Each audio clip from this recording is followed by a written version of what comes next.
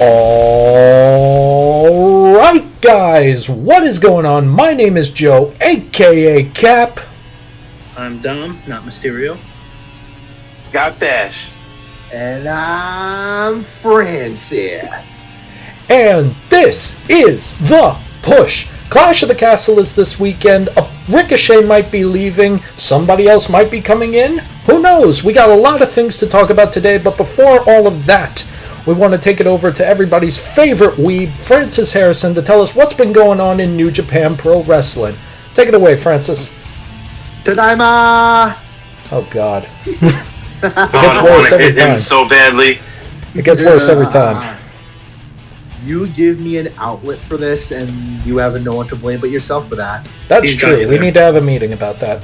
Anyway, what's been going on overseas? This past weekend was New Japan's Dominion show over in Osaka-jo Hall.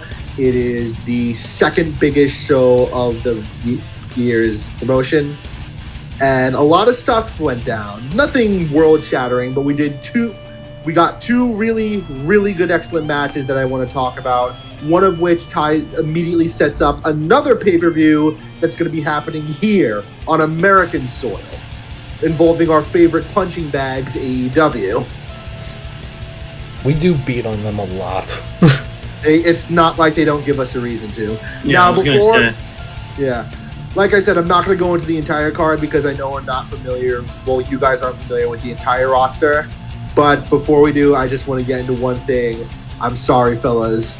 Our boy Gabe Kidd did not compete tonight. No! I know. Why the hell are we even talking about this then? I think he's too busy filling bags with dog shit, lighting them on fire, and leaving them on the Rock's porch. That was funny. Anyway, what was going on over there, Francis? First match for the New Japan World Television Championship. We have everyone's favorite Olympian-sized Hawaiian death machine, Jeff Cobb, going up against the human kneecap that is Tomohiro Ishii. I'm only bringing this one up because I wanted a chance to mark out over Jeff Cobb. This man is an absolutely phenomenal wrestler and an absolute unit if there ever was one. I'm going to be honest. Imagine. I've seen a couple of Jeff Cobb matches when he was having a very short stint over in AEW. This dude is a unit. Imagine Taz in his prime, but bigger. No, I'll do you even better than that. Imagine Brock in his prime, but faster. Jesus Christ. That's fucking terrifying. That is horrible. Right? No, don't say but faster. Because Joe Rogan talked about that and has him as a UFC fighter and that he's so quick for his size. No, don't tell me he's quicker than Brock. That's scary as shit. That's horrifying. Scott, this guy is 300 pounds and he can do a standing moonsault like that. Oh shit. Yeah. Look, If he's faster than Brock, then remember this fun fact. In the NFL, Brock ran a 4.78 for a linebacker. Which isn't terrible, but it's also not great. For his size, it's for fast. For a near 300-pound man? Yes, but I'm talking strictly on the term for the position itself. Yeah, but if he's faster than that, especially nowadays. Okay, so Ishii versus the unit of a man, Jeff Cobb. The running brick wall. Homeboy who's literally billed as Mr. Athletic, and he represented Guam in the Olympics.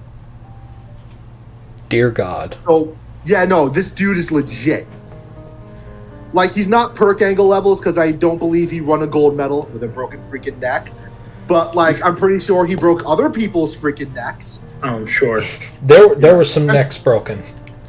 Yeah. Alright, so what you think of the match, Francis? Oh, it was great. They fucking, like, Dom, you're always telling me about how, like, the importance of the psychology of wrestling. I highly, highly recommend you check out Jeff Cobb matches because you will be in heaven. This guy's this guy's an absolute technical machine. And also, like, he's perfect for New Japan because, like, he really loves, like, the thing about New Japan is it's very, very much sports orientated. It's sports entertainment, yes, but it focuses on the sports aspect first and foremost.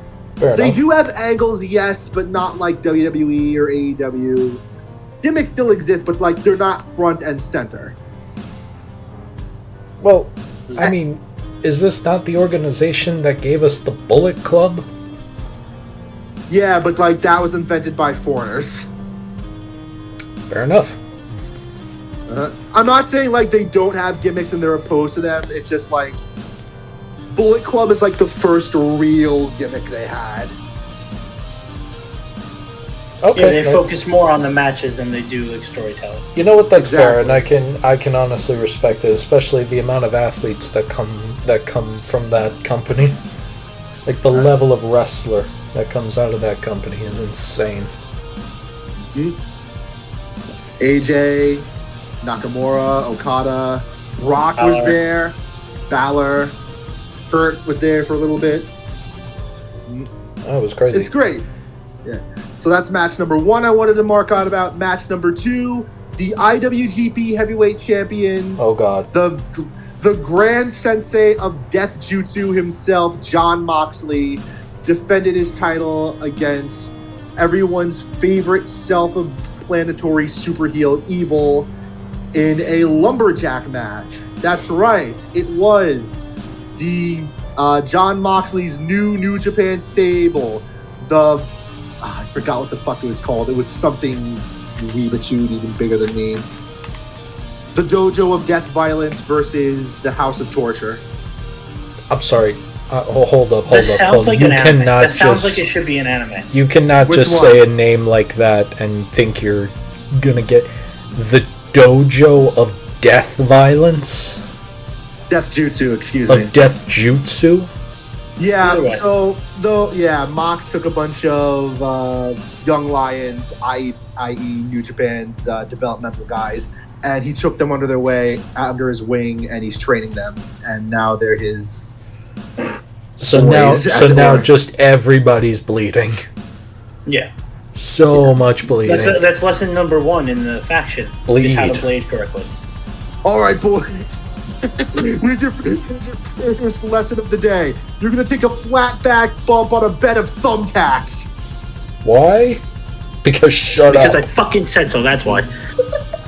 Because shut up. Oh, God. Is that guy wearing a fucking tiger mask? Yeah, the new tiger mask is a part of it. Shut the fuck up, really? Tiger mask? Yeah, really. Jon Moxley is in a stable. Mentoring the new tiger mask. Fucking think about that. That is horrible. That's fucking insane. That is crazy, man. Alright, so what did you think of the match, Francis? I mean, it was fine. It was a good match. I liked it.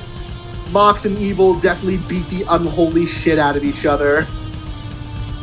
But the real highlight was at the end where Mox decided to set up a match, possibly one of the main events at this upcoming Forbidden Door, where he must defend the IWGP belt against the man who took it from the first place, everyone's favorite Westaboo, Tetsuya Naito. Damn. Yeah. For those of you who don't know, Tetsuya Naito's whole thing is he is the leader of LIJ, Los Ingobernables del Japón. He is a Japanese gentleman who thinks he is Hispanic. All right. Yeah. I'm so not even kidding. He talks in horribly butchered Spanish all the time. Probably because, like, he trained in Mexico for a long while, and the second half of his gimmick is he doesn't care about anything. He's a Yakuza villain. He's a fucking Yakuza villain. There you go. Actually makes sense. That makes all the sense in the world to me. That's a majority of New Japan's top heels. They're Yakuza villains. Oh, God. Jesus Christ. I can totally see one of them just coming down the ring in a white tux being billed as the Dragon of Dojima. Oh, God. Jesus Christ. Alright. Yeah. Okay, so this has been yet another segment with everybody's favorite weeb, Francis Harrison. I'm gonna get him like intro music for that. Download So really corny. some anime Like music, like a dude. corny 80s sitcom intro. Yes, yes, I was gonna say that's have it be- perfect. Like do do do do. Dumb. Find some I like 80s. Japan. We'll get the perfect. It has to be, no. It's got to be exactly that. It has to be exactly that. Who do we know that can write a jingle? No, dude. I'll get Chris on the phone. Do it. We'll Do get it now. Get Chris to do a cover of the Perfect Strangers theme. By the way, if anybody who's curious who Chris is, check out Citizen Zero on Twitch. That is his Twitch name, right? Yes. Okay, cool. Wanted to get that right. Be sure to check him out on Twitch after you've checked us out on YouTube, The Push, And TikTok. and TikTok, and Instagram. Yeah. Then go check We out have Citizen socials. Zero. We have Or socials. do both. Multipath, motherfuckers. Do it all. Do all of it. All of it. Hell, if you really want to, watch Citizen Zero on your TV, mute the TV, and then listen to The Push. While scrolling through our TikTok. Absolutely. And There's got to be somebody out there that can do all three of those things at the same time. Not me. without a doubt. My ADHD will fuck that all up. 100%. All right. Speaking of great transitions, let's talk about something completely unrelated. Ricochet. So, as everybody knows, Ricochet's contract with WWE ends next month, I believe, ends in July. And it is just expiring, so there is no 90-day clause on the contract, which means he is free to show up anywhere. He is free to show up anywhere in professional wrestling. His last TV appearance was this past Monday Night on Raw, where he came down with a certain case of death at the hands of Braun Breaker. You know, their new favorite way of dealing with certain wrestlers is just having Braun murder them. have Braun commit first-degree murder. Yeah. It really is just that simple. Have Braun Breaker just like murder a guy. Just have Braun Breaker put you through the windshield of an SUV and you're fine. You don't need to show up on TV anymore. Think it was real Have glass? Braun Breaker perform. What was that? Think it was real glass? Because I know I somebody wouldn't be would have a shocked problem with because that. no, I would shut up. I wouldn't be surprised only because of the fact of like windshields are tempered glass, and the way like it didn't shatter, it just cracked and like a typical windshield would. Which, funny enough, actually made it look like it was like 8 times more fake. painful. Yeah. But yeah, so Braun Breaker attacked Ricochet backstage. And hit him with a Mortal Kombat Hit him, fatality. yeah, put him through the windshield of an SUV, and they loaded him up in an ambulance along with Samantha Irvin, who ran in from ringside to be with her mans. I'm assuming this is the last we see of Ricochet on TV. Or is it? Because All right, let me rephrase. The last we see of Ricochet on WWE TV, unless he does what I think he should do and signs with TNA. okay, this is an interesting Because- take. As we've seen with this past pay-per-view, TNA and WWE have some kind of agreement to share locker rooms, I guess, or at least Collab. collab a little bit, because like AEW and New Japan have the Forbidden Door, WWE and TNA have the Prohibited Portal, if you will. Yeah, as we saw this past Sunday, the current TNA Knockouts champion had a match against the current T Women's champion. By the way, absolutely phenomenal. Fire match. Phenomenal That match, was by the awesome. way. Yeah. But Jordan Grace and Roxanne Perez just put on a fucking clinic of a match. It was absolutely fantastic. She actually also showed us why Jordan Grace is such a fucking badass, because halfway through the match, one of her earrings got ripped clean out of her ear. Oh, shit. Because my God. it got stuck in Roxanne Perez leggings, like fishnets. Oh, God. That, Yes, I saw Like that. she Jesus. picked her up the muscle buster, and it got stuck in her fishnet stockings, and just ripped it clean out, like fucking muscle buster, man. chunk of meat and all. Yeah, the fact that they let her hit a fucking muscle buster first off, that was besides the point. But yeah, so as we've seen, TNA has been working very closely, and then Cody Rhodes announced this week on NXT that next week the number one contender for the NXT Heavyweight Championship will be a 25-man over-the-top battle royale, including members of the WWE, or in Cody's words, people you know and some people you might not. So I'm thinking somebody else from TNA. We're going to see some people from TNA. I believe we might get Joe Hendry. Yes! At long last, we might get Joe Hendry on WWE content. I wouldn't be shocked if we see a certain Nick Nemeth. I've also heard the possibility. I've also heard the possibility of Matt Hardy as well. Yeah, Matt Hardy is a current free agent. It's very possible he shows up. I mean, yeah, there's rumors of him making an appearance. So what we're thinking. To make a long story short, go ahead. I'll let you finish. He should sign. I think Ricochet should, if he's going to continue his wrestling career, which I can't imagine he wouldn't, because he's young and athletic and got a very long career ahead of him, because he's very talented. I think he should sign with TNA. I think that would be the better option for him than AEW. Because if he in my opinion, if he signs with AEW, he's going to fall into the same. He's just going to become trap another that guy. Every other former WWE guy has. They come in, they make a big entrance, they get a pop, they get a title match, they lose that title match, and then they fall into the ether. They're just another guy. That does seem to be the unfortunate trend with AEW, especially with former WWE guys. Specifically with former WWE guys. But I'm gonna be very honest. Yeah, I'm gonna be very honest with you guys, and I'll just give my take on my 2 cents on this. I think Dom's absolutely correct. The problem with AEW right now, the main problem that we have stated, I don't even know, about 10 million times on this show already, is the fact that the roster is just completely saturated with talent, and talent they don't even know what to do with. Y'all remember Keith Lee? Yeah. I know Francis remembers Keith Lee. For he is limitless. Yeah, the main roster ruined him. Well, specifically Vince McMahon. Vince McMahon ruined him, and then AEW just didn't help. AEW didn't know what to do with the guy, it seemed like. AEW had their way with his remain. Jesus Christ. Yeah, basically. I mean, he's not wrong. It's effectively what they did. No, I mean, he's right. He's out of line, but he's correct. Thank you, Falcon. But, Scott, what do you think? But yeah, Scott Bash, what do you think? think? What's your 2 cents on this? I'm just gonna, to keep it very simple, I agree with you.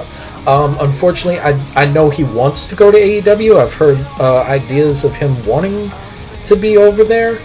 Not entirely sure why, outside of one particular bruv over there that he'd want to fight. But outside of that, I don't see the long-term success in AEW that I know many people, many fans would say that he's going to have over in that company. Scott Bash, give us your take. Well, definitely don't go to AEW. I just see him going to a random faction and just being lost in the crowd for like a month or two into his career in that promotion. Just another guy, Scotty. Just another guy. But yeah, I mean, definitely go to TNA. I've been hearing people. I heard one person say he wanted to see this, and I thought it was actually pretty interesting. You have Braun Breaker be like a bully type, like wrestler, and he just messes with Samantha, right? That's her name. Yes. Samantha Irving, and he just bullies her for a little bit, and then like a month or two later, Ricochet comes back out, but obviously from TNA. But yeah, as TNA. But it's like, but he comes back as like a totally different character, like it's like nowhere near the same as he was portrayed in WWE. Yeah, that would be pretty cool, actually. You know Bring what, that back worked. Prince Um, Puma. I also Ooh. can't wait to piggyback off. I also can't wait to see what they do with Braun Breaker. Like, I know. this The, man is too, just right? an animal. the dude And has I such need- a promising career ahead of him. The man has I just been I murdering want to see where they people. put him at. I want to see his first title challenge, where he challenges first for a title, and I want to see who it is. Like, I want to see him go crazy. He I needs mean, to get I shot could- up real quick in the main roster. I could see him giving, like, I could see them giving him the, like, the Goldberg treatment in a way. Like, he's just devastating, very quick. Like, you gotta admit, he is basically like modern day Goldberg, but if Goldberg knew more than 3 moves. Yeah, He's a lot like his dad and his uncle. Yeah, but that's what I'm saying. I hope they treat him better than they treated the Steiner brothers. I mean, No, Yeah, I think definitely. you have to at this point. Listen, I don't know if we got the chance to talk about it, but his debut match on Raw, quote unquote, was it was against this random. What the hell was his name? I think it was a jobber, wasn't it? It was Enhancement talent. it was a guy from NXT. Cale Dixon, that was his name. Cale Dixon from NXT. And you know, I originally thought we were just gonna get our standard, you know, new guy versus jobber match where, you know, Braun was gonna beat the shit out of him. And to be fair, he did beat the shit. He didn't just beat the shit out of this man. No, he damn near God. murdered him. Bro, and kudos to him though, because like he sold the ever living fuck out of that spear. Like the dude was literally on the floor shaking. To the And, point like, where I don't know I was how like, many- yo, that was like such a good touch. To the point where I don't know how much of that was selling and how much. No, he's just in that much pain right now. Yeah, but either way, He sold the shit out of that move. He sold the shit out of that match. So kudos to Cale Dixon, man. The man understood his assignment. yeah. But Braun, ever since then, Braun has just been on a tear. He's just been killing people left and right. I'm sorry to use the phrase killing, but like, my God. What else can you call What it? else can you it's call borderline this? murder. It's Like- legal. It's legalized murder. Although God, here's it's one legalized one murder. thing that I am a tad bit concerned about, and it's not so much about Braun. It is the person that that he is feuding with currently at the moment, Ilya Dragunov. Now listen. I am in no way saying that Ilya is you know, a jobber under any circumstance. He is not. He is not. This man, this man is him. This man is intensity. But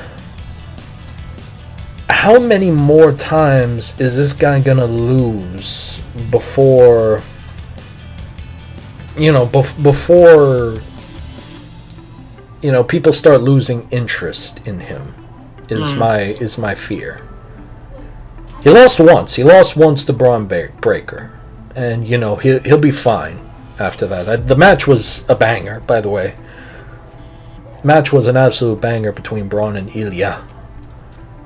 But I am getting concerned about the direction that they are going with him. Yeah. Anybody got any quick thoughts on that? I mean, I get what you're saying. I would just say, like, yeah, he probably shouldn't beat Braun though, but like, definitely after he's done, after the two of them are done, definitely move Ilya Dragunov into like a feud where he looks dominant. Like, Better. yeah, Get this. Yeah, no, you gotta like get maybe this have him train go after the moving with this IC guy. title or the US title or something. I That could agree. work. Yeah, no, you gotta get the train moving on this guy already. I don't know. I mean, I've seen him in the tournament and seeing him wrestle. I just loved him. He was amazing watching him wrestle. But just if something tells me that he's not going to succeed, he's like, I feel like there's going to be a difference between WWE and NXT for him. I don't know why, he had that. It has that feeling and that look to him. Like you're an amazing wrestler, but you're not going to be getting these opportunities. Like he's one of the people. I'm not saying the man needs like a world title or anything like that. Yeah, just a mid card. No, but definitely at least like a mid card run. I don't think that that's an insane thing to be asking here. Yeah. No, it is not. But anyway, back to the topic at hand. Ricochet. Anyway, they wrote him off TV, saying he's going to be out for an uncertain amount of time due to upper body injuries, aka, murder. But there's also been rumors of a potential substitute for Ricochet. And for that, Dom, who is that substitute? Yes, rumors have been circulating around the internet that Penta from AEW has been attempting to buy the rights to his name and his catchphrase, which I am not even going to attempt because I know I'll butcher the... Thank you. Because I know I'll butcher the ever-living hell out of it. He's been trying to buy the rights to his character, his catchphrase, his likeness, so this way he can... It's being assumed so he could leave AEW and possibly go somewhere else. A lot of fingers are being pointed towards WWE at this moment. Or possibly just go back to Mexico and wrestle in Mexico. So... Or TNA. But he did have a nice run in TNA. Yeah. I would like to see him in WWE because it would be nice to have a Lucha Libre wrestler who isn't Rey Mysterio, that they don't just completely fumble. Okay. And for the love of God, don't make him part of any of those two fucking factions. Yeah, don't make him part of... For the love of God, keep him away from LWO. Yeah. Oh my God, you gotta stop putting fucking Latino wrestlers into that faction. Let them be their own person. If Jeff Cobb was in WWE, they would just put him in the bloodline. It's the and he's fucking Hawaiian. Hawaiian, Samoan, close enough. Hey, whoa. I'm saying in WWE standards, they fucking made Yokozuna was Samoan, they made him Japanese. It was that was a time. Man. That was an interesting time. But regardless. That's all I'm saying. I'm not saying that I think they're it was close enough. No, I'm saying in WWE standards, it's close enough. All right. Well, regardless, I do absolutely agree with the fact that if I have no problem with Penta coming to WWE. I'm actually a very big fan of Penta. I really did enjoy his run in TNA. He was champion over there for quite a bit of time. I've enjoyed several of his matches in AEW. Him and his brother, absolutely phenomenal tag team. However, the one thing they need to make sure of, and I swear to God, if that man goes anywhere near the LWO, I swear to God, if this man goes anywhere near the LWO or Legato, maybe just have him go on Raw, fuckers. LWO's on Raw, idiot. Oh. Stay away from LWO, fucker. Keep this... Not every single Latino wrestler that you have has to somehow be involved with Rey frickin' Mysterio. And I'm saying this as a fan of Rey Mysterio. But Cap, didn't you know Rey Mysterio... No. Shut up for a second. No, honestly, I could see him feuding with Rey maybe because I feel like if Penta comes to WWE with his whole look and everything, they're not going to make him a babyface. They're going to make him no. Oh, of Penta course. can only ever be a heel no matter where he goes. Of course, the man is... Look at the guy. It's Look okay. at him. He can never be part of LWO. He would, if anything, they would put him in Legado del Fantasma, which I would prefer he wouldn't be either. But, No. You know, or put him in the Judgment Day for all I care. Like, No, I no always thought it was factions. Penta the Judgment. No, just keep it away. No factions. Make him just a very powerful Latino. let him just start Solo his own. wrestler. Wait, he could start his own Latino faction. Have him fight No. Braun Breaker and have them kill each other. Actually, you know He what? should be I in would, the I would position- love to see Penta versus Braun. Yeah. You I guys would might absolutely get mad at love me, to see but that. you guys might get mad at me. But if he was in Damian Priest's position, he would have been killing it way better than Damian No, Priest. that's. I can agree with that. I can see where you're going. I do like what they've been doing with Damian since giving him the title because like they're starting to pull him away from the Judgment Day, but you know, I mean, like I don't think he was a bad fit for the Judgment Day. I think the Judgment Day. I know we're kind of getting a little off topic here, but I think the Judgment Day did exactly what it was meant to do for him. It Judgment elevated Day did exactly what it needed to do for all three of them, to be perfectly honest. But you know, well, because four- none of them four were getting theoretically. really utilized too much, and ironically, even without Edge, they did what Edge set out to do, which was to elevate underutilized talent. It shows you that under the right Tutelage. guidance, it can work. It I mean, can like, work. listen, prime example was Yeah. fucking Evolution. Yep. He does seem like a better face title holder than a heel. I think he's one of those people he can kind of flip flop. He can go either way. Yeah, he's in my not a bad opinion, but- heel under any circumstance. I No. don't think he's a bad heel. No, he's not a bad heel. I just think the way Vince booked Judgment Day was not great, so it just kind of, you know, when Triple H stepped in, now he had to like kind of take them out of that hole of constantly losing. Yeah. True. You know what I love? 'cause- I'm sorry, Sorry, but go ahead. I am bringing this back to the main topic real quick. You know what I would love to see about Penta, because he has this look anyway. Make him a dark character. Now I don't mean creepy. I don't mean no spooky bullshit. None of that. Make him a dark character. You guys know what you guys know what I'm trying to say? I know. So not like a Bray Wyatt or an Undertaker, but No. more just like brutal. Yes. Are we talking like Gene Snitsky punting a baby into the audience levels of brutal? No, we're No, talking I don't about really- Randy Orton wanting to kick everybody's skull in type. Yeah, Randy Orton punching Yes. Ric Flair in the dick and then kicking his head in.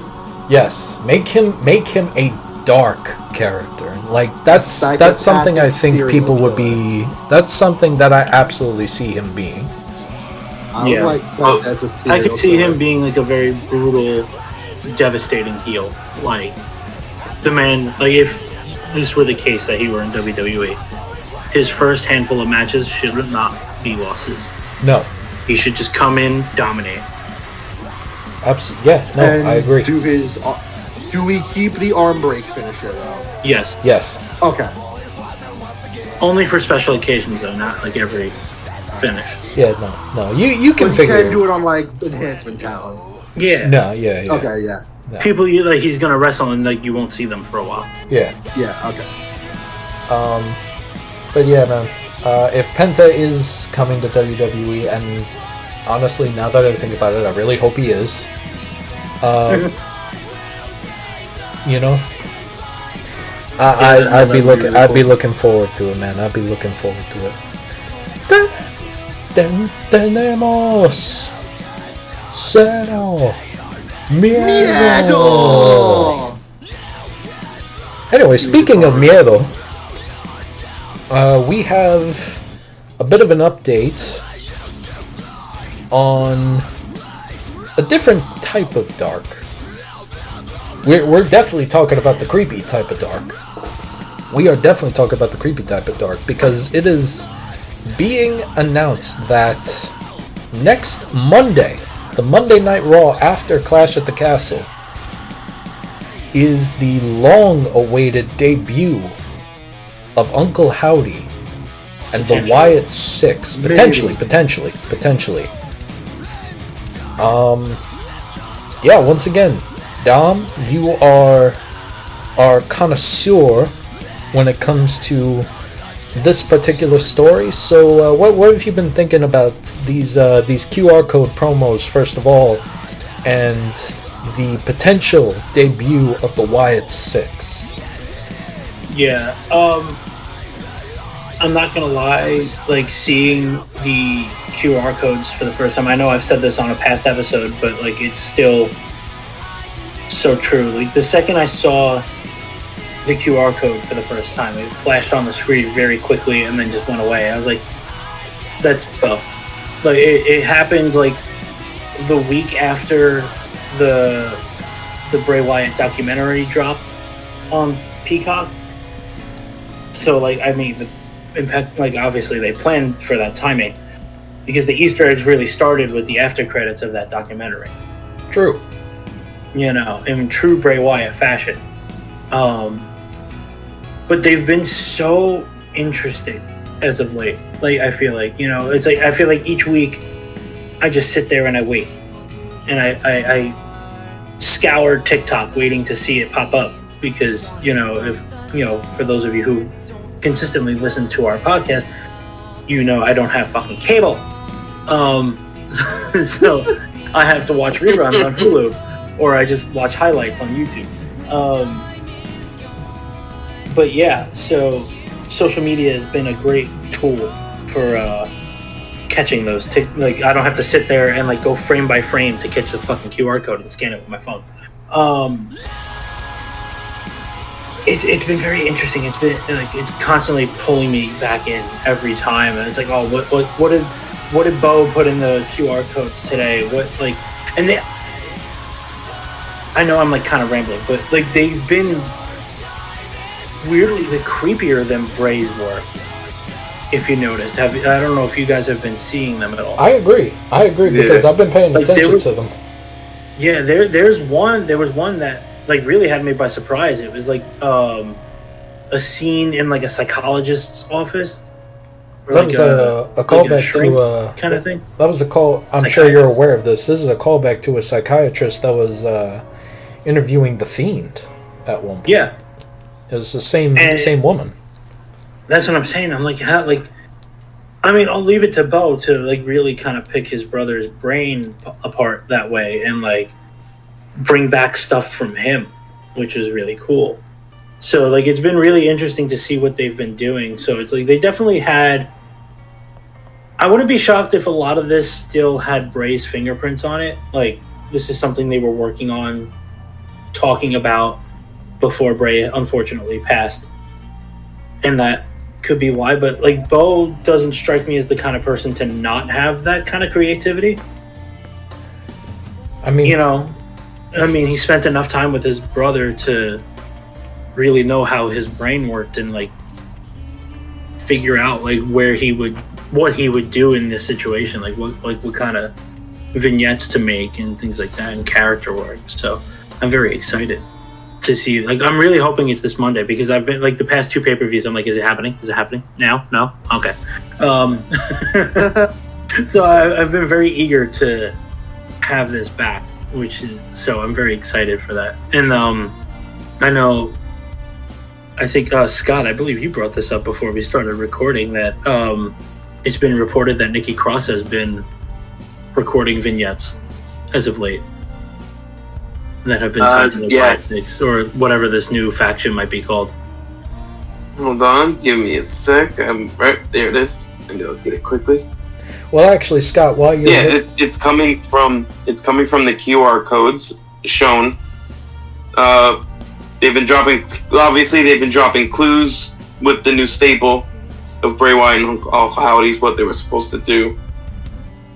As we know, what they had previously reported, the group of this five is Bo Dallas, Nikki Cross, Dexter Lumis, Joe Gacy, Eric Rowan, which, honestly, if you see their characters and how they are, it definitely fits to something insanely creepy, especially Joe Gacy, because there's some pictures where I know what the other characters are going to be. Like, they're going to be somewhat of a rendition to what their characters were when they were solo.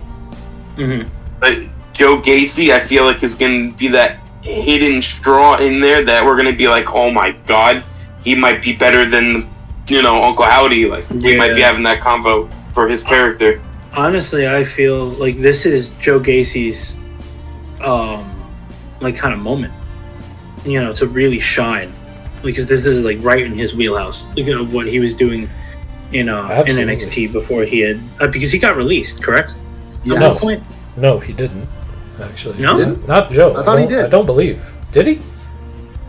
I could have swore he did. Gacy. All right, somebody please confirm that for me. But, I don't know. Either way. Yeah, but either way, like, he hasn't been on TV. If he wasn't released, he hasn't been on TV in a very long time. None of them have. But I mean, Eric Rowan just re-signed with the company. Dexter Lumis hasn't really been on TV, like you said. Nikki Cross did pop on TV a little while ago and then did nothing. But I think they were kind of hinting at the whole Bray Wyatt faction already.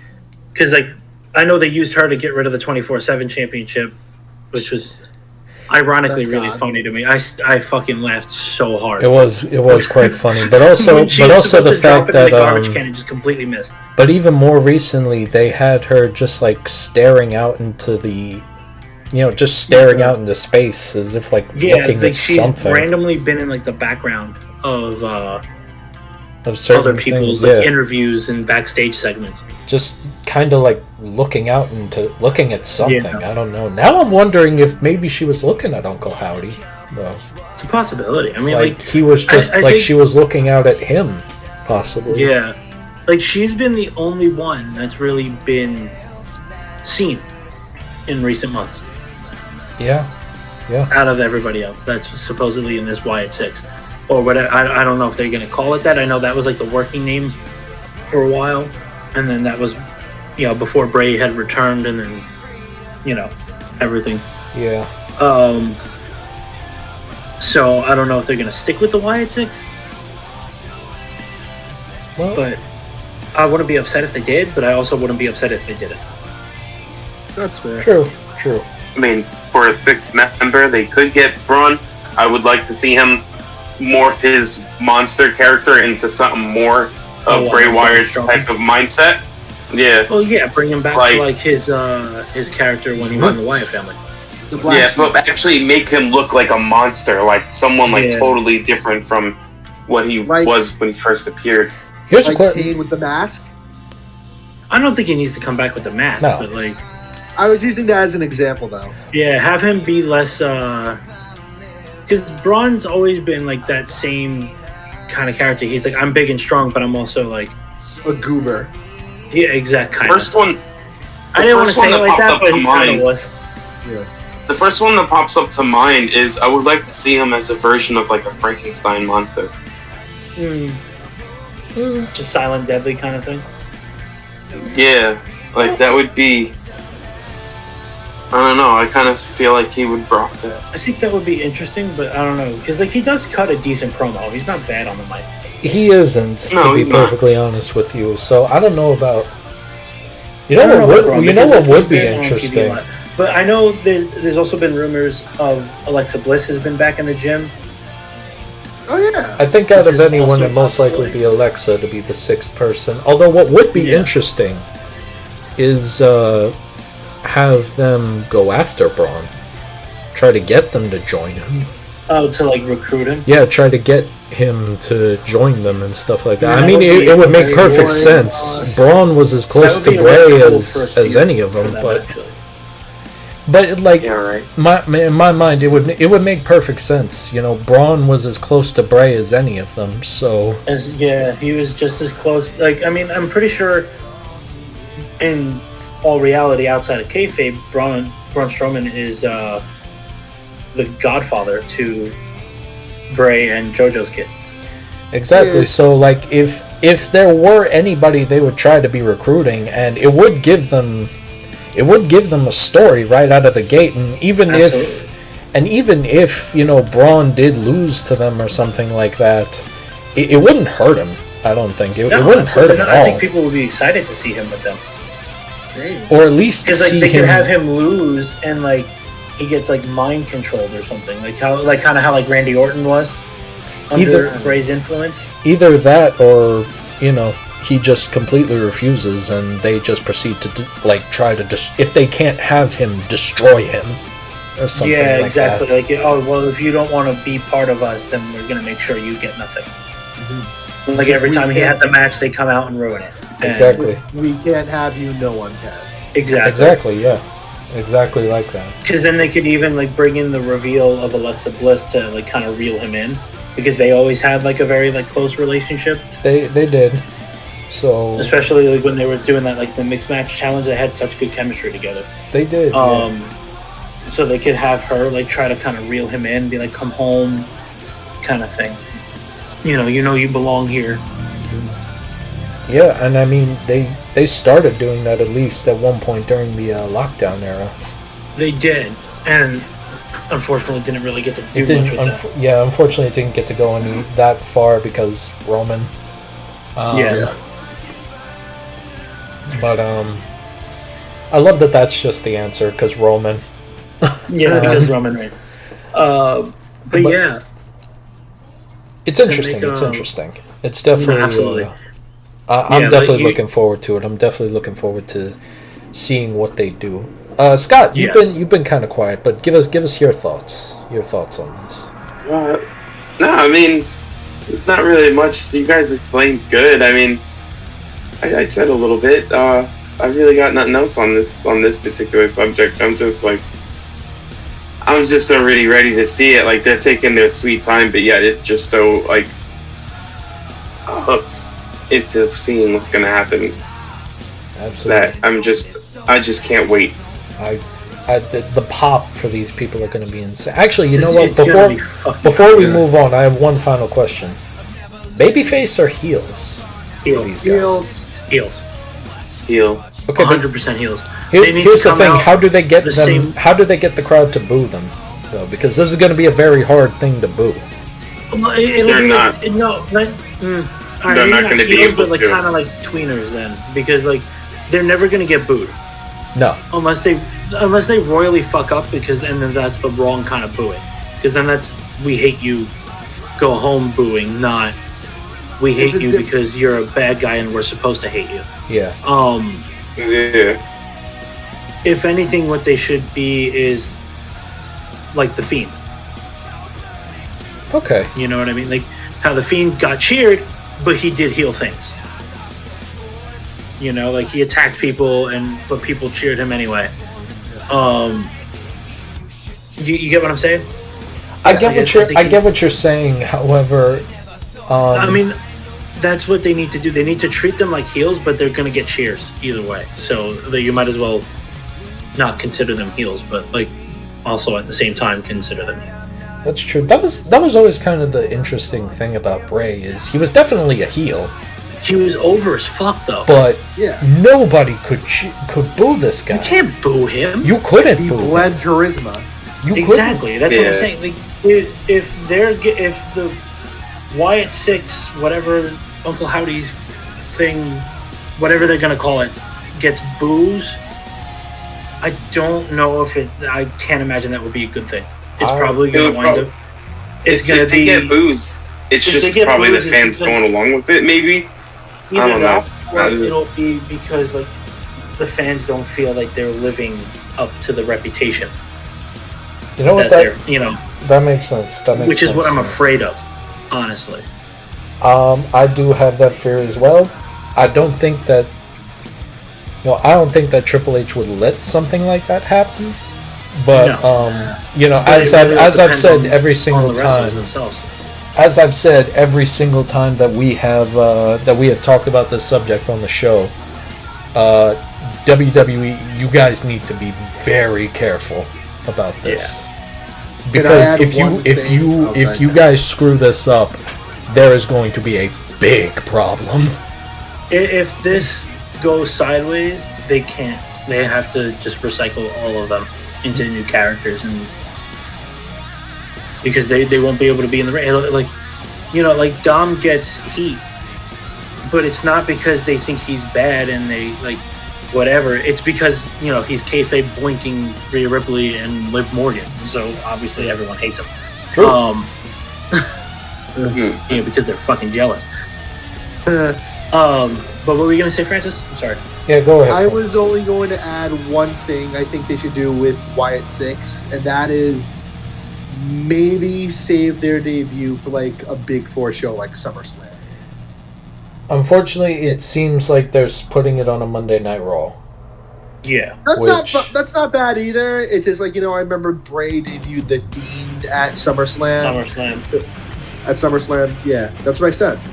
No, well, I mean, that was his in-ring debut, not his on-screen debut. True. Yeah, because he had been doing... Yeah, I think the Monday after Clash at the Castle isn't going to be like a match or anything. I think it's just going to be they arrive. They're probably going to beat somebody down. So, we'll see them on TV. They'll probably cut some vignettes, do some promos and stuff, and then Rowan's probably going to kill a guy. Yeah, if they do show up on this following Monday, I can't imagine we would see them any one of them in action having a match until SummerSlam. I'd be fine with that. Which I wouldn't be shocked if it is the roster that we think it is, if it's going to be like a tag team match and it's like Rowan and Gacy against somebody and Uncle Howdy's just like in the corner. I don't see Uncle Howdy wrestling as much as the others. I don't see that either. I see he's definitely going to have matches and he's going to be feuding with people and doing things.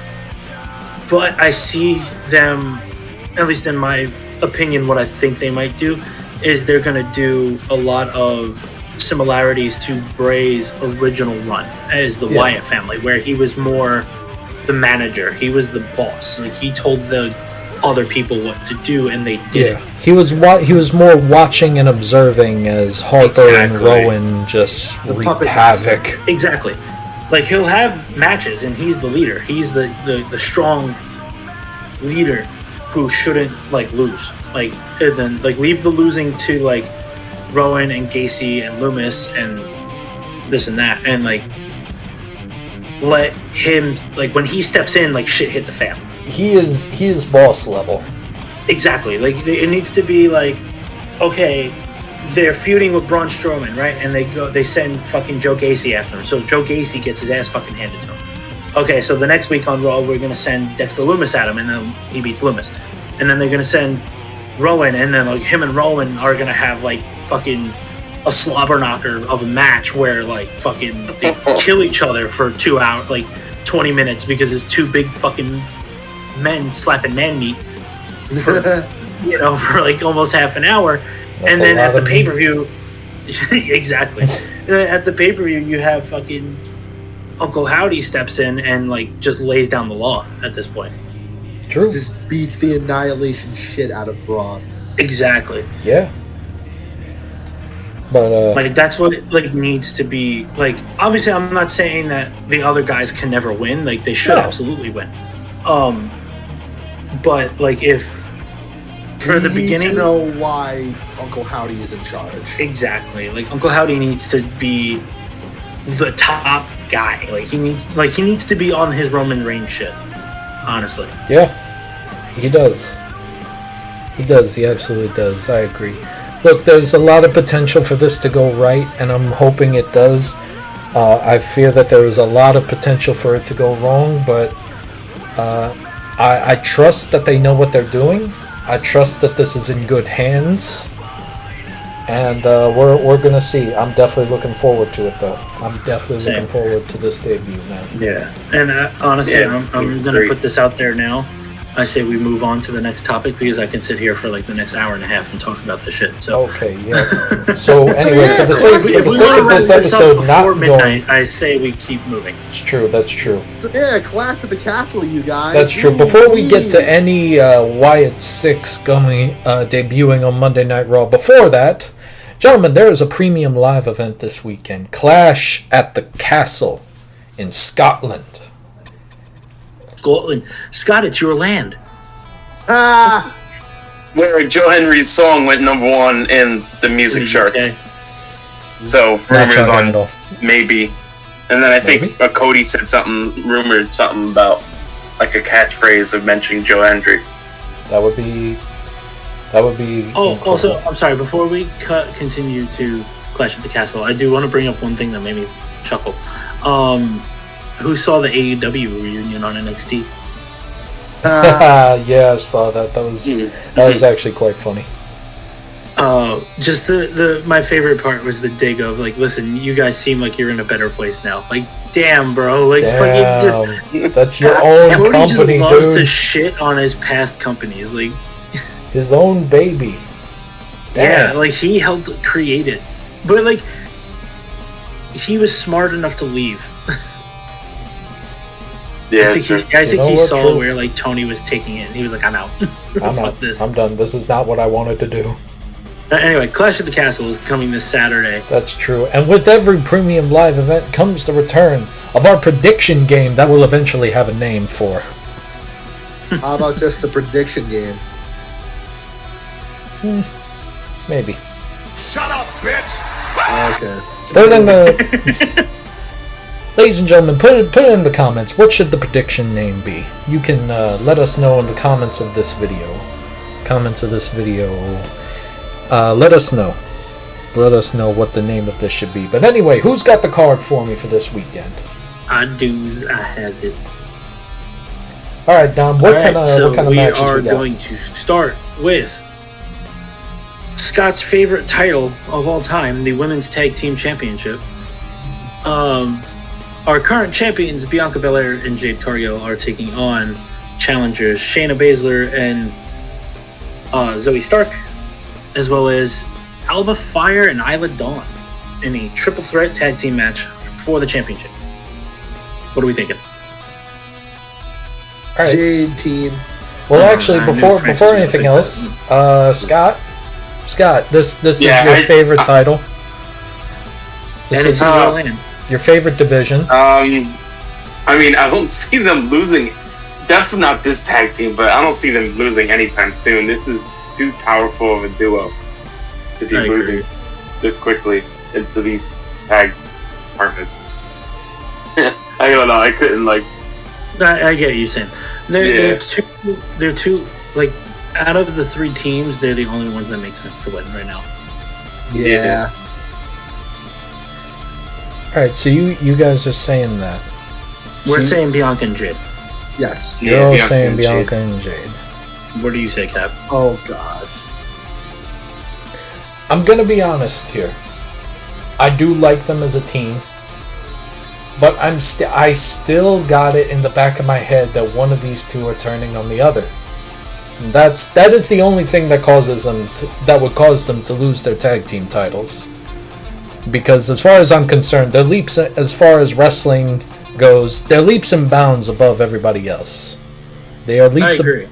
However, SummerSlam is approaching. We're getting closer to SummerSlam now. And I'm thinking that you make this a triple threat match so that a different team can win the titles without necessarily having to pin either Jade or Bianca.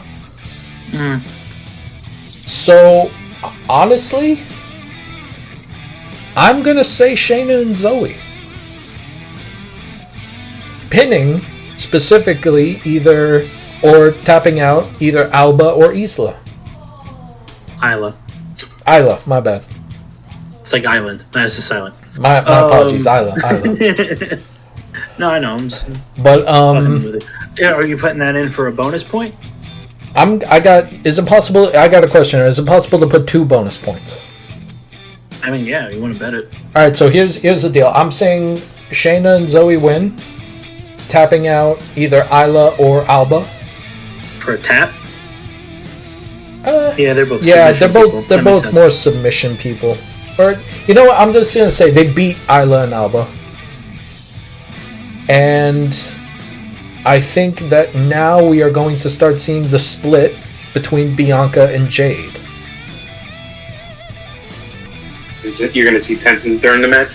Either tension or a complete split, man. Okay. So, because I think you need to start building up that SummerSlam match that I'm seeing. Okay. So, so I have you down for Shayna Baszler and Zoe Stark defeat Alba Fire and Isla Dawn, as well as Bianca and Jade starting to split. Here's the thing. Your first bet has to be correct. Fair enough. For the other two to count. Because that's how I've been counting bonus points. Your initial bet has to be correct. I'm fine. You know, it's like I'm fine with that. It's kind of like hitting a parlay. Like, you know, like when you put a parlay in, like if you get 3 out of 4, you win nothing. Yeah, I'm fine. So that's how we're doing that. I'm good with that. I'm perfectly good with that. Because I think I'm thinking that the bigger picture here is that feud between Bianca and Jade. I agree as well, but I see them starting it at SummerSlam. Oh, it can be the start. No similar problem. to how in 2018 they had Charlotte and Becky split. Finally split up on each other. But anyway, moving on to the next match. We have our Intercontinental Championship. The champion Sami Zayn is taking on our lovable douchebag of all time, Perk Gable. Perk Gable! Yes, that So lovable tyrant Chad Gable. This one's gonna be hard. Is this the one where Chad Gable finally gets the job done? Can I start? Yeah, absolutely. Please. All right, I'm gonna say it now. Yeah, I think it has to be this one at this point. Okay. How many more as much as we've all been loving heel Chad Gable, it becomes a question again, the same question I had with Ilya. How many more times is he going to lose before people stop caring? Mm-hmm. He's gotten 3 different chances now for the IC title. Against Sami alone. Against just Sami Zayn. And as much as that's a fair argument. As much as I love Sami, as much as I like Sami Zayn, the unfortunate thing is Chad is just the bigger star here right now.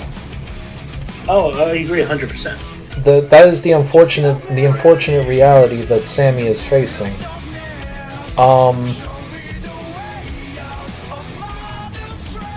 But my thing is this: people are buying into heel Chad Gable, Perk Gable, as we enjoy calling him. But at the end of the day, you got to start winning matches here too. You got to start winning. Is the thing.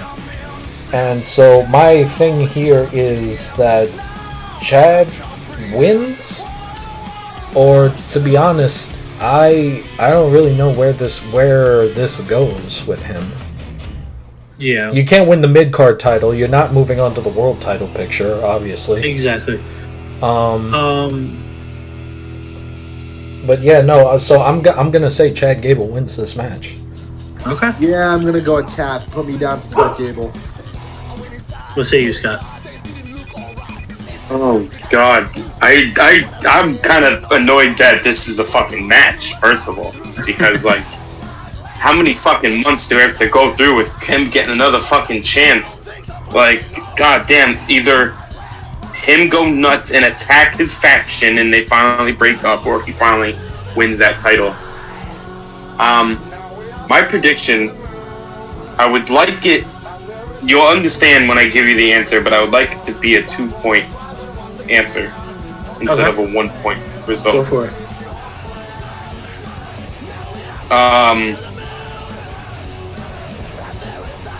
Otis portrays, Otis. I'm gonna stick with it very specific. Otis betrays Chad Gable, and there's no winner. No contest? No contest. Sami retains it, but there's no contest. So Sami wins, or Chad wins by DQ, and doesn't win the title. Okay. Yeah. I'll take a chance on that match because I I can't see it any other way. I can't see Sammy losing it, and I also can't see Gable winning it because, like, it's been too many times. I don't know. I feel like this should have been. I don't know. I just feel like the beginning of this heel turn has gone terribly wrong for Chad Gable. So, I feel like you guys bring up some really good points. I honestly think a couple of things are going to play into factor here on whether or not Gable wins.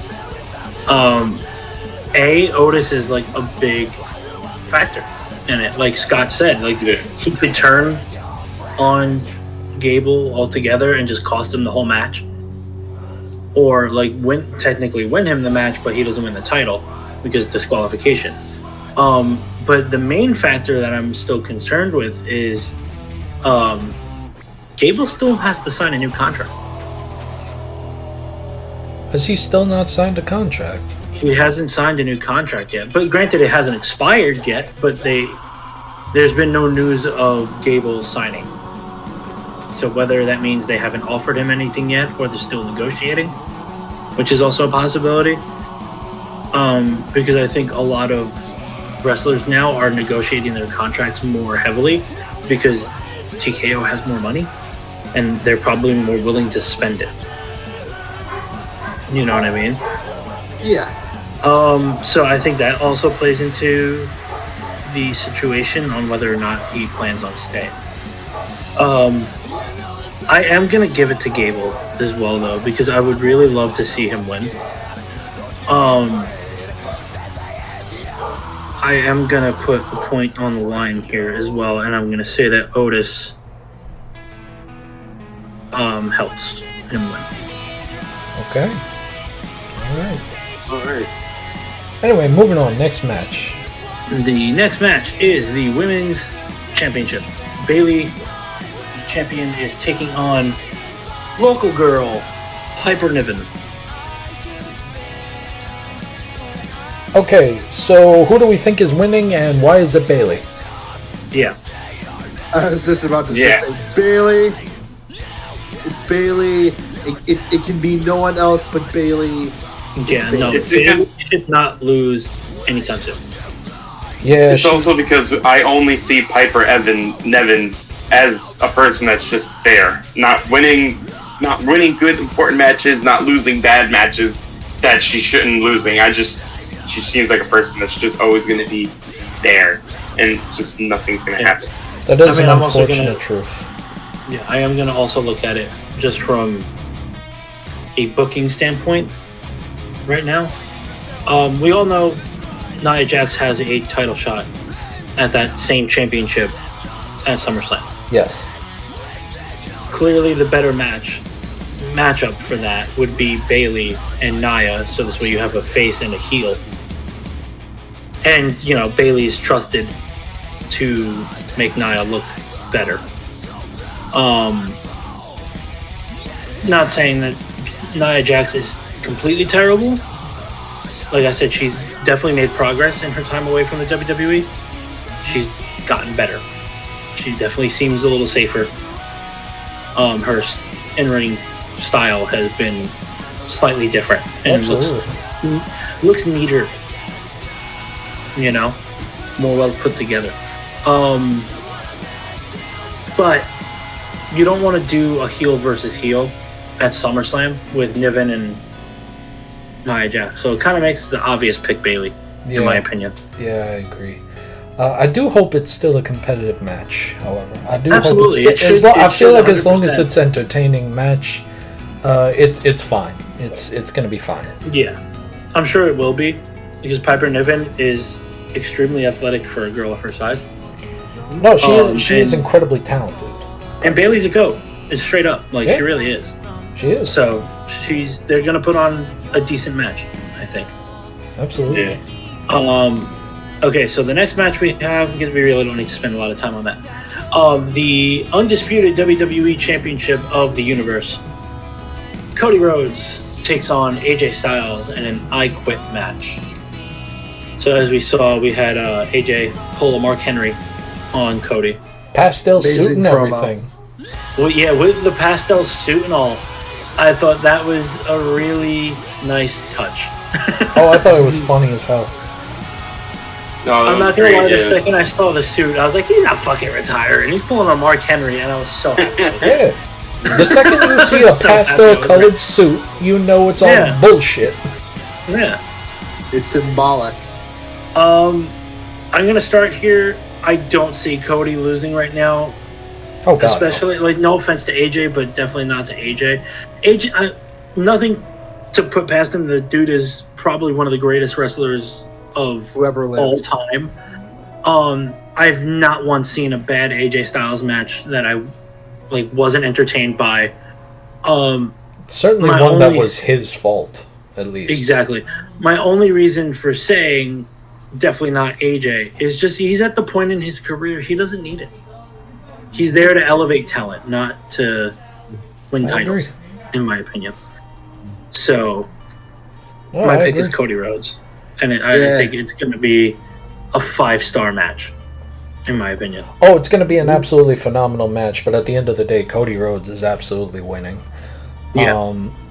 What's going to be interesting is the idea of how he wins, though, because... Yeah, because it is an I Quit match. It is an I Quit match, is the thing. So, and it would certainly be something to see AJ Styles say I quit, but they have found certain ways in the past to get around things like that. Get around that technicality, let's say.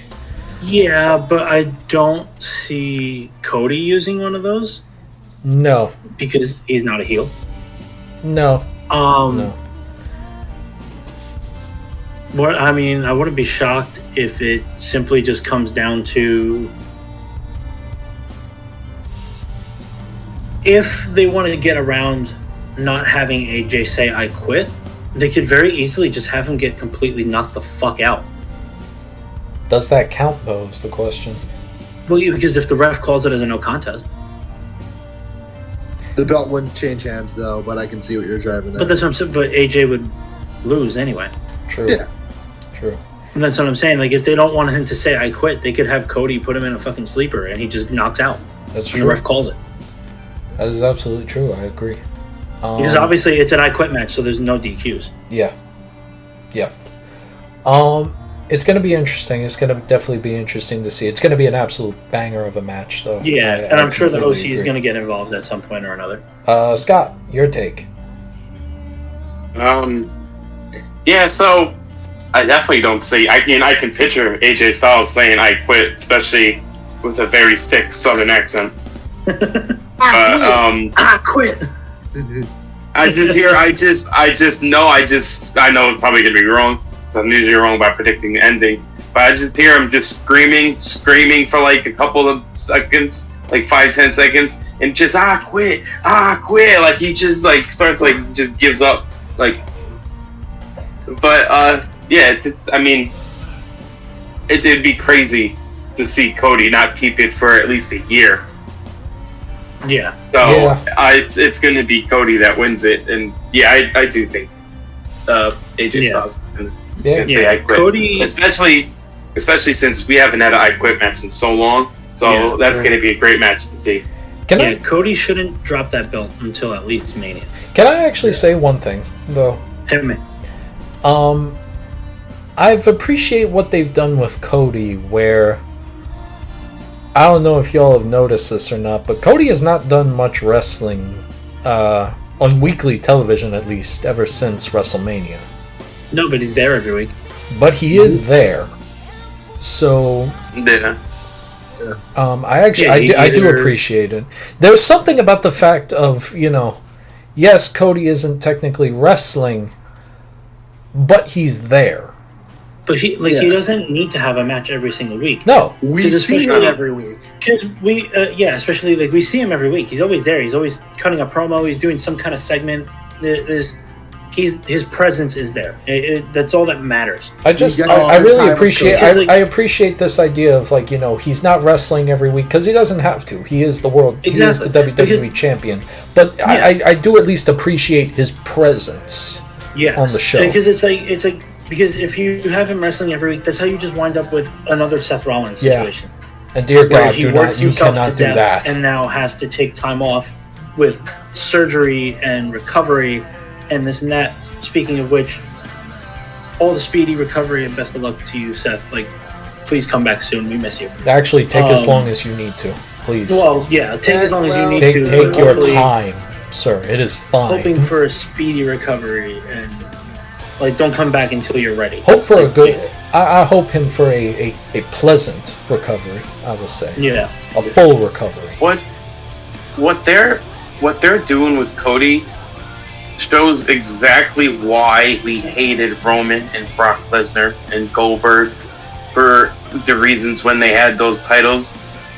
We never cared about them not defending the title. We obviously knew they're not going to wrestle all the time. Oh. It's not going to happen. They don't have to do it every single show. But it's also the fact that, yeah, exactly what Dom said. They're there.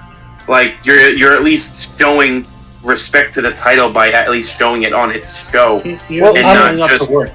I'm gonna not quote, having Paul Heyman or it not be there, and or just some random person who doesn't.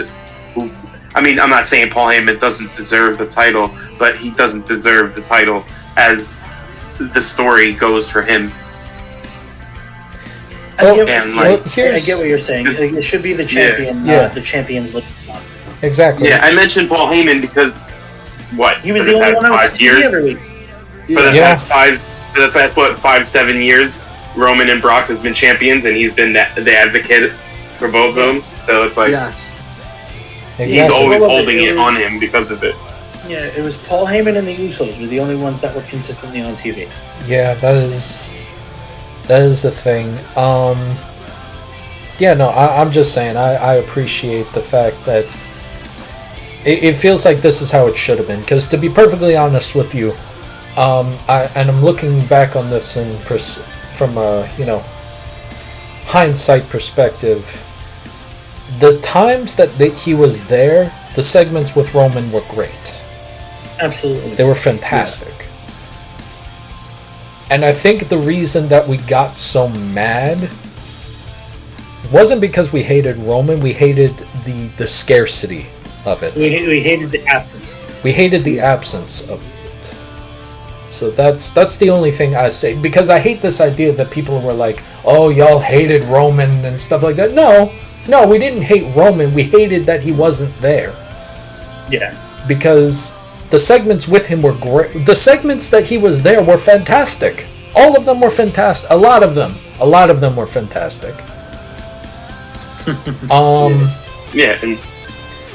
But without him, but you still got the number one contender there. It felt like it didn't feel right. It didn't feel the same. Yeah.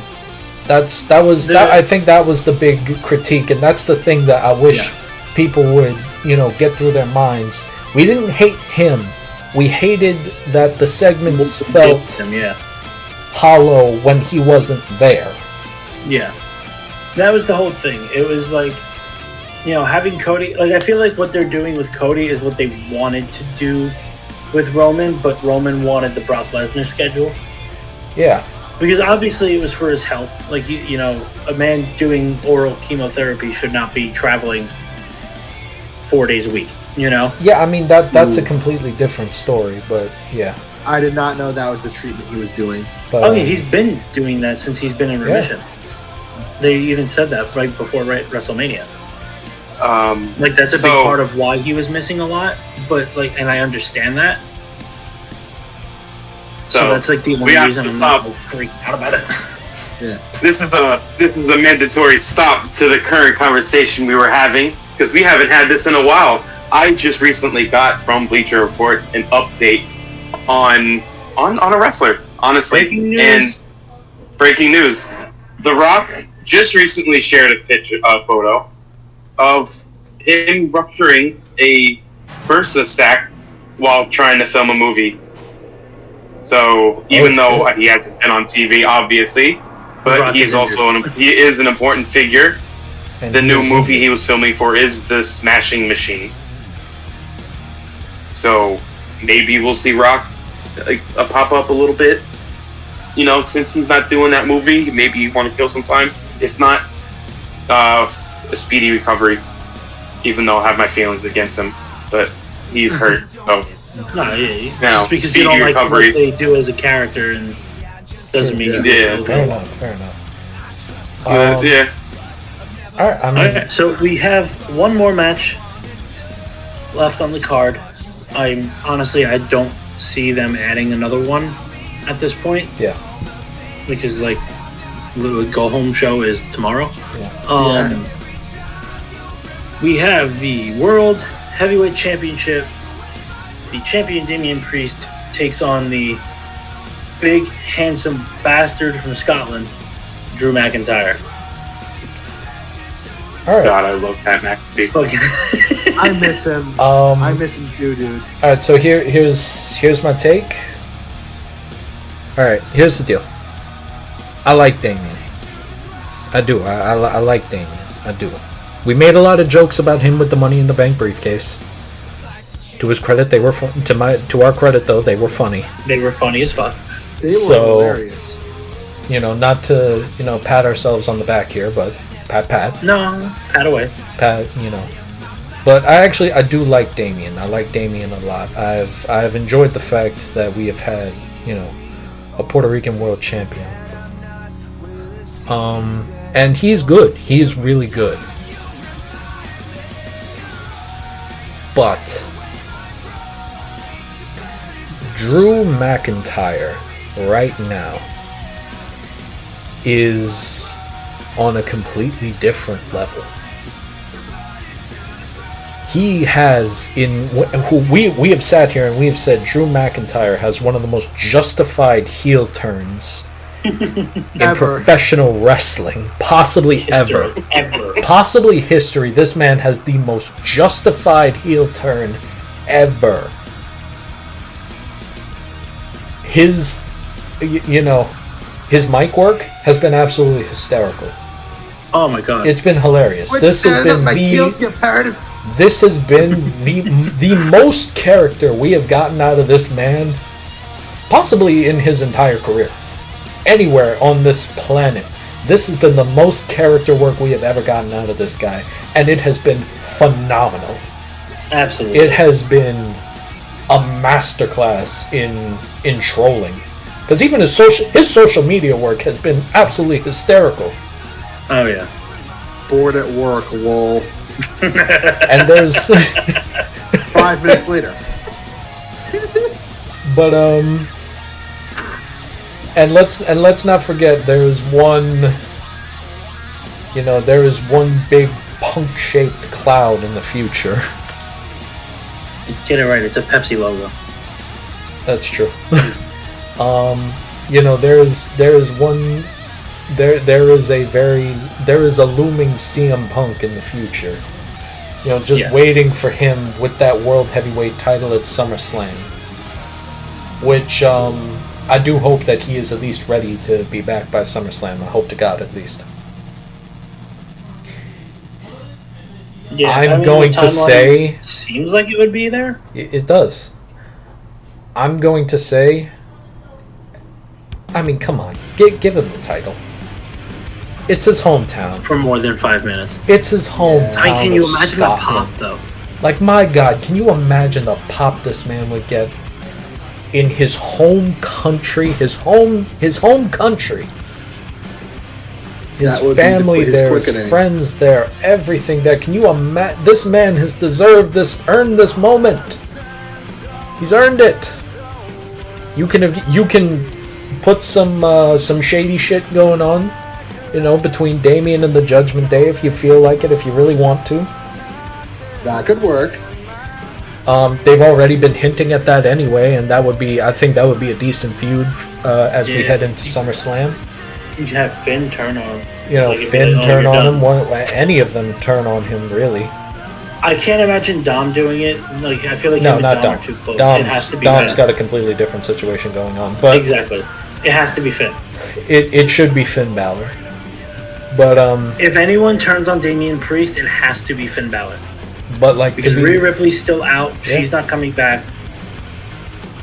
Probably until at least the earliest would be SummerSlam. Yeah. only because I did read a report the other day. I know, slight topic change, but just really quick. I read a report the other day that Rhea Ripley, I can't think of the right word. She didn't do surgery. So instead of taking the surgery, she's just doing physical therapy to rehab the injury. Okay. That's going to take a while. That's going to take a bit of time. It's not even that it could take a while. It depends. Really, all depends on how she heals. Yeah. Everything so far has been looking well. She's been back in the gym and like working out. It's good to hear, but that's going to be a while. That's a road. It's more risk of re-injury without the surgery. Yeah. Supposedly, at least that's what the article had said. But hopefully, she comes back soon because Raw needs her, big time. Yeah. Right now, yes. I mean, she also might not be taking the surgery because what comes with every surgery, there was always that lingering feeling afterwards because they have to mess with parts of your body that didn't be messed with to heal the part. So she might try to be naturally trying to heal it. That's what I'm thinking. She remains like naturally strong. Yeah. It's not she like doesn't where want we to lose spend that in the muscle, future. that strength. Yeah, that makes sense. But yeah, back to you, Cap. What was your pick? My pick is Drew. The man deserves it at this point. You can say there might be some Judgment Day interference, and I'll put that in as a possible extra point. Okay, They're But, barred. yeah, well, it could be worked around of fuck the rule. I'm literally just putting in Judgment Day interference. Yeah. But yeah, no, give it to Drew. The man deserves it. He does. And you have the potential to branch off into two very compelling stories between Damian and Finn and Punk and Drew going into SummerSlam. I agree.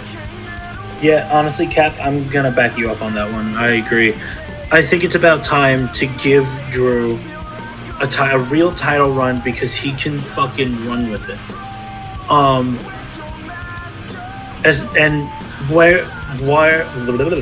What better place than his hometown? Especially, you want to pop? Give a European crowd a hometown hero. That's a fucking pop. Exactly. Holy shit.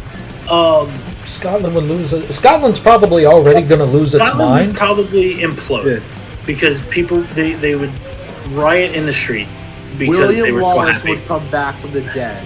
Exactly.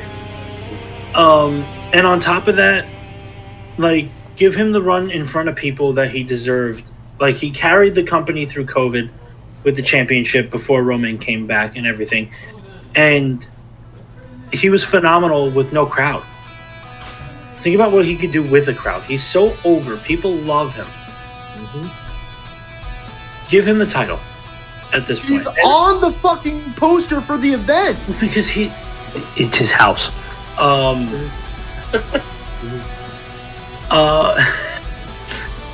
But it's like, at this point, just give it, like, because I love Damian Priest. I think he's been doing a phenomenal job as a champion.